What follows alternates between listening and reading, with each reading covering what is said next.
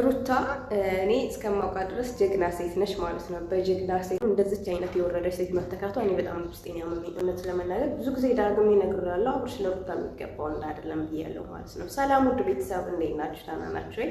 ከኔ ጋር ሁሉ ሰላም ነው። የሩታ ደጋፊ ሆናችሁ እንደተለመደው ይሄን ቪዲዮ ላይክ፣ ሼር፣ ሰብስክራይብ በማድረግ ጀምሩት። ዛሬ እንግዲህ ያው እንደተለመደው ነው። እኔ የሩታ ደጋፊ ነኝ፣ የውሽማው ደጋፊ አይደለሁም።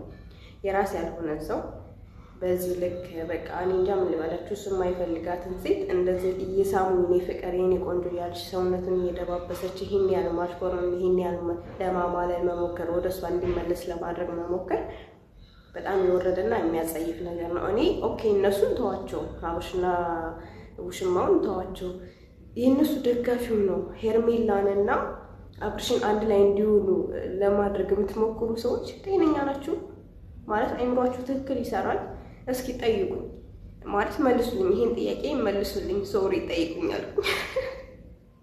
ይሄንን ጥያቄ እንድትመልሱልኝ እፈልጋለሁ። የእውነት ለመናገር ጤነኛ ናችሁ? በዛ ላይ ደግሞ ኮሜንተሮች ወደ እንትን ይመለስ ወደ ምንም አልሆነም። ምን ሆናችሁ ነው እናንተ? ምንም የሆነው ነገር የለም። ልጁ ምንም የሆነው ነገር የለም። ኖርማል ጤነኛ ነው።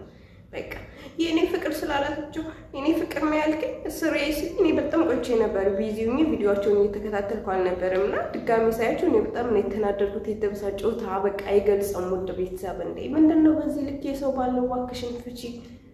አንቺ ቆንጆ ልጅ ነሽ፣ የተሻለ ነገር ማግኘት የምትችይ ልጅ ነሽ። በዛ ላይ ደግሞ በጣም ነው ከሳችሁ ሄርሜላ አይታችኋታል። ግን በጣም ከስታለች። ውድ ቤተሰብ ምን አገኝቷት ነው ልጅቷ? ለማንኛውም ሀሳብ አስተያየታችሁን ኮሜንት ላይ አስቀምጡ። በኋላ በአዲስ ቪዲዮ ተመልሼ እመጣላችኋለሁ። መልካም ቆይታ።